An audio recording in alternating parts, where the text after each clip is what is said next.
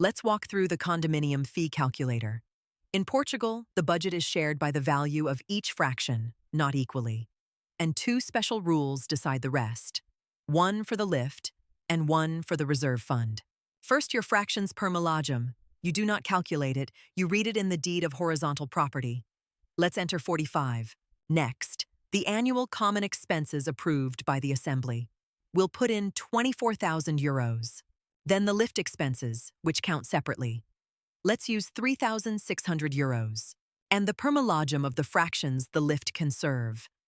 With the whole building served, that is 1,000. Finally, the common reserve fund, at least 10% by law. Instantly, the calculator shows the monthly and the annual fee. Note that the reserve fund is added on top of your share of the other expenses.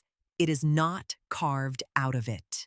The breakdown below separates the general expenses, the lift share, and the reserve fund, so you can check each line against the budget of your own building. That's it.